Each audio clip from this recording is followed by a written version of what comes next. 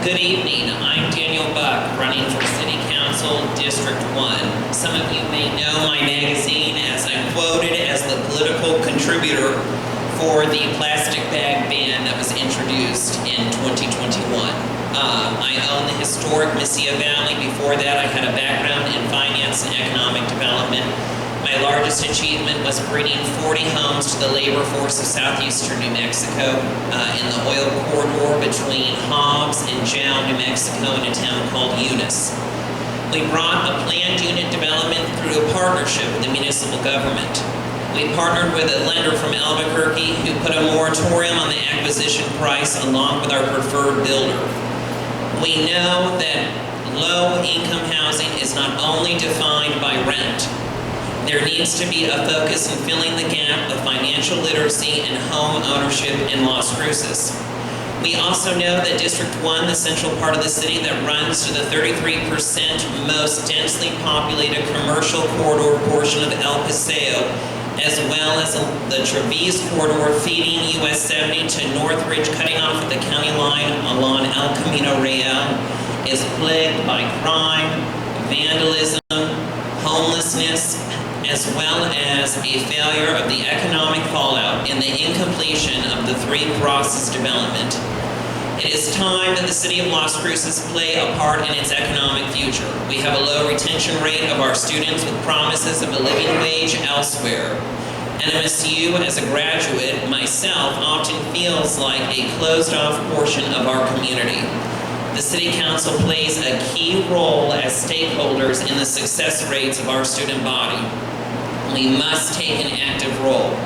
The repeal and adoption of the 2002 amendment that put a ban on standing, loitering, and panhandling, amended in 2018 and gone unenforced as of 2019 till today, has caused our city to fall into a recourse of our sister states where we get many of our consultants, such as California.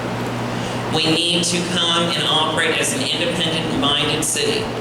We need to enforce 2163, revisit the original language which was published in 2002, and we need to amend it for today's vernacular. The Supreme Court spoke, and it is not unconstitutional to transition individuals facing homelessness to proper facilities or campuses such as the City of Hope, especially when there is enough beds per head. It falls under the legal jurisdiction of the United States of America.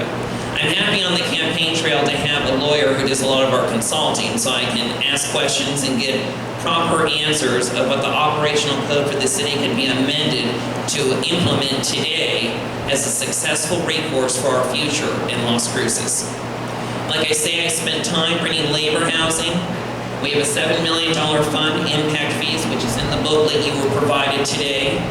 It's something that we need to free up in the next election for vote from council. And an understanding and a thorough review of the impact fee financial analysis could lead our city into a new path for its business growth and future. The impact fee is right now currently benchmarked only for new parks.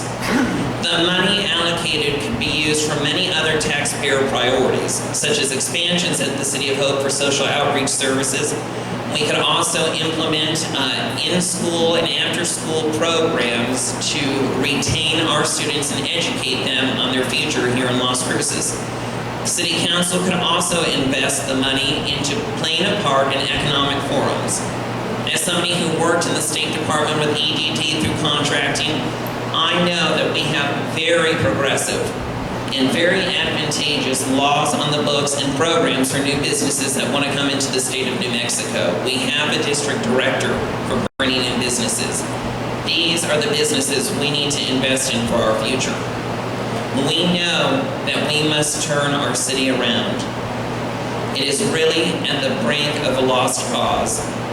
We must see a change in our council, playing an active role in their community, understanding what crime rates are, protecting our businesses. I've already done 1,400 doors personally. We'll be doing 2,500 as the goal by the end of October before Election Day. My platform was developed from talking to the voter. And I would like to remark this evening that the other Democratic candidates are not here tonight, and that is the issue in this country. We cannot work together. We divided by party line. You need to put your hand in the aisle and shake the person next to you. We all want the same things.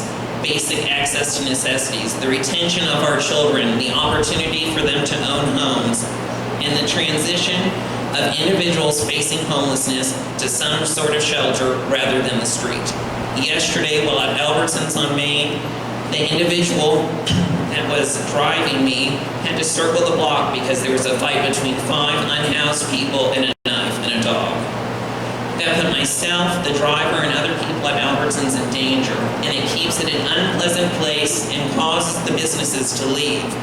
The taxpayer is what funds the business. It is our walkable dollar that ensures our diverse economy for the future. And because we have not been able to focus on that, we have seen an enamel loss in our society as a city. We see what has happened to El Paseo. We see that downtown is on the brink of being a successful tax increment development, but they're now grappling with vandalism. I heard an individual speaking about the recourse for judges under bail reform. Bail reform works when there's conditional controls on the books from the city, ensuring that the police are well trained with accredited CEU, de-escalation in the social service ward, as well as a fallback for municipal judges to prosecute under habitual offenders. I ask you to vote Daniel Buck for District 1 City Council. Thank you.